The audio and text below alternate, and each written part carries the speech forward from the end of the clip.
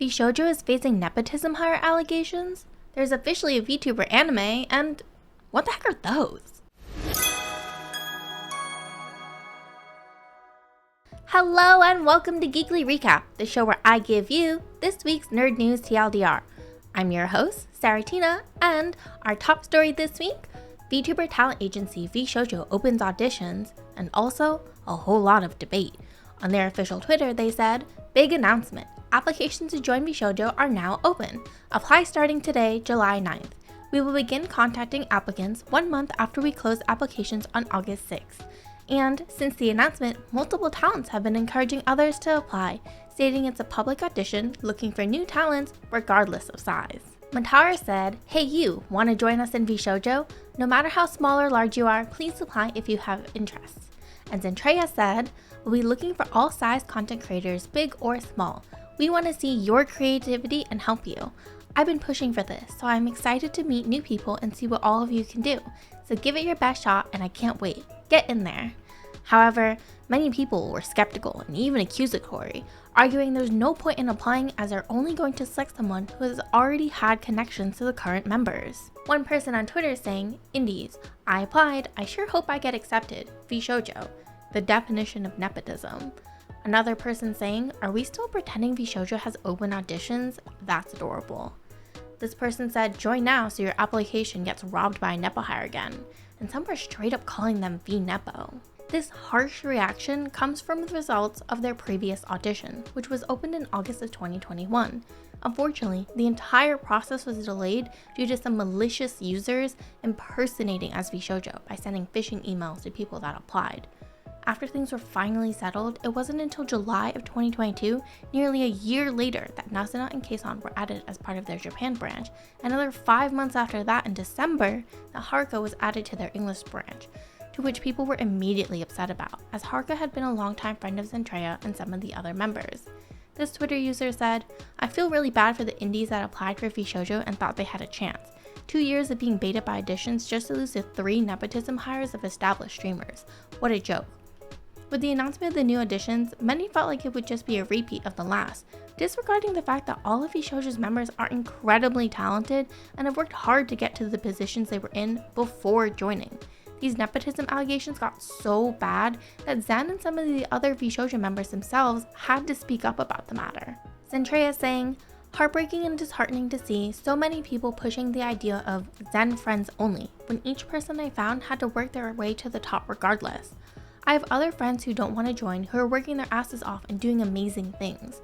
I even pushed management to open auditions again finally after so long and to scout for new and upcoming people to mesh with. I wanted to meet new people and let the others get a sense of them as well and see who would fit into the puzzle. Then I came to the realization that even if we bring in a new person, people will claim we focus on new people instead of helping others who are halfway to success or other large creators be a part of something fun. Either way is a loss. I just wanted to do right and help smaller and up and coming as well as the potential to bring someone on the rise. Management and Gunrun are working their butts off to do all of this, and now I feel as though I made a mistake in doing this. Who knows, but I hope you all still try because I started from the bottom too and I put in the work. Thankfully, her fellow VSHOJO talents and the majority of Twitter were quick to defend. Matara saying, you're so amazing for pushing for new people to get discovered. People online will always find it easy to dunk on anyone. Your heart is in the right place. You're helping so many. Keep doing you. I love you. And Giga explaining, holy shit, it's almost like the VTuber that made it their life's purpose to find as many small VTubers as possible and support them ended up already being close to some people who joined the group later after the same support helped them find success. Whoa. Luckily, I think this drama boils down to just the loud and vocal minority that's upset, with most of the VTuber community appreciating what VSHOJO is doing by opening auditions to the public at all. After all, it's standard practice in literally every career field to prioritize internal hires and referrals before external hires, and it only makes sense even more in VTubing, where the members have to be able to mesh well together. It's a huge risk to pick someone unknown or less established, even if they're incredibly talented, but Zen's an amazing person for pushing for that opportunity. And I think Dogi put it best by talking about her own experiences. Dogi saying, I saw a lot of talk about this, but I hope to see more companies and viewers take a chance on polishing hidden gems within the indie sphere. Joining a company is still ideal for those who are struggling to break more than 20 plus viewers, and there's more benefits having an established fan base of viewers. I wasn't known in the VTuber sphere when I first debuted and had actually been rejected 3 times for Twitch partner. I used to average 10 to 20 viewers a stream, 30 on a good day. All I did was spam Apex and sometimes stream art, barely collabing or interacting with anyone, and sometimes taking 2+ months breaks without telling my fans. At that time, my only skill set was just being good at FPS games that was really popular. She continues, when I got my first lucky break, it was then I decided to actually apply myself to be more ambitious in content creation. I don't think anyone could predict how far I could go since my career was non-existent compared to other VTubers that were around at the time in 2020. I was a hidden gem and a gamble since I honestly think I was recruited purely off my skills in shooters, as that was a big niche at that time in Western VTubing. There's so many hidden talented streamers that might not be popular or make it because they never had the chance or resources. It's a huge gamble to try and polish these gems into diamonds, but it's healthy for the growth of talent / new blood in the entertainment sphere. Speaking of Bird, she finally revealed her secret project this week, hosting a sponsored stream to celebrate Neopet's 25th year anniversary where she played the new update. In other VTuber news, Iris from Hololive just celebrated her 3-year anniversary and released a new original song, Carbonated Love. Niji Sanji talents Petra and Rimu also released a new original song this week titled What's Waiting for Us. And the Bikini Bottoms, aka Shy Lily, Numi, and Bao also released their first song, Miss RGB. We also got to see the first episode of the brand new VTuber anime that dropped this week. VTuber legend How I Went Viral After Forgetting to Turn Off My Stream is about a former wage slave turned VTuber whose persona is a prim and proper ladylike character. Unfortunately, her ratings are the lowest among her gen mates. That is, until one day when she accidentally forgets to turn off her stream, gets drunk, and makes some crude jokes while still live. She thought her career would be over, but her popularity actually skyrocketed overnight. And just like the anime, VTubers have absolutely flocked to the show because of her hilariously foul-mouthed yet relatable personality.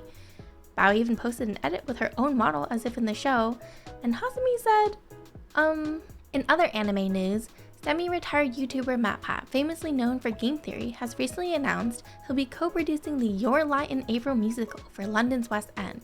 He said, "It's no lie." Well, actually it is.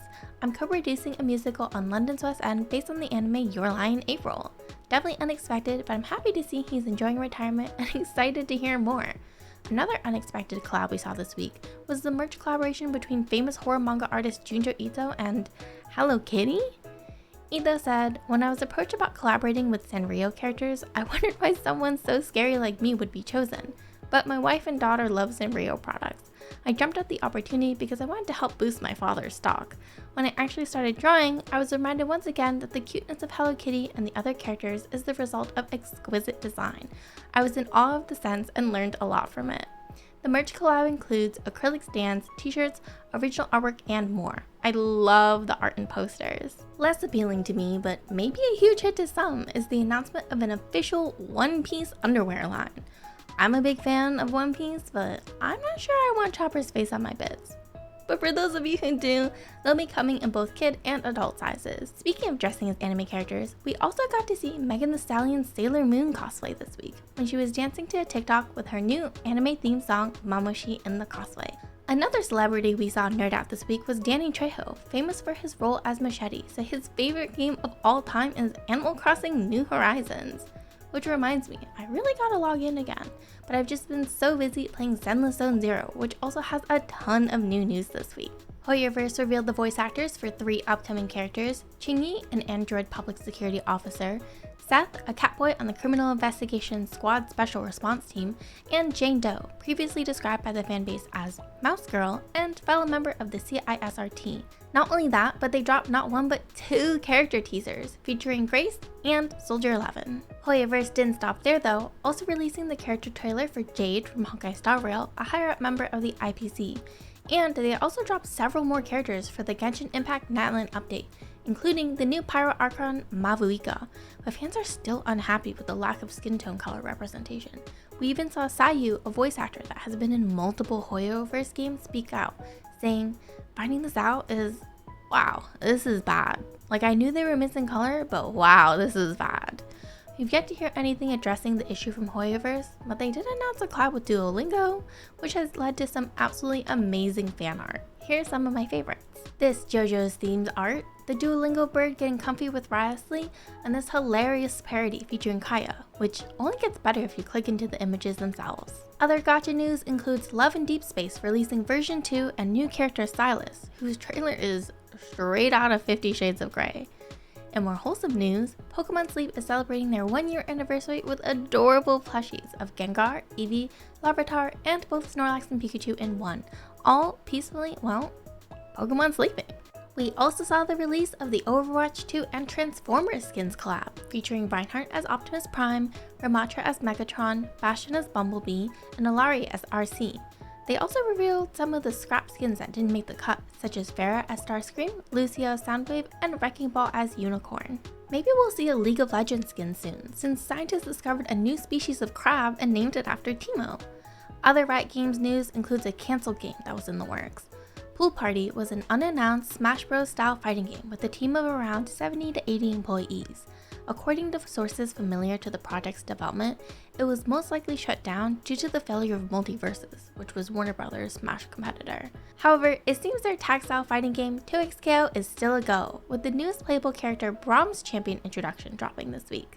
Their Alpha Lab playtest will be open from August 8th to the 19th, so be sure to sign up if you haven't already. Also, if anyone could get me a code, my DMs are open. Speaking of fighting games, Tekken 8 has announced the official release date for DLC character Lydia. She'll be available early on July 22nd for those with the character pass and publicly added to the roster on July 25th.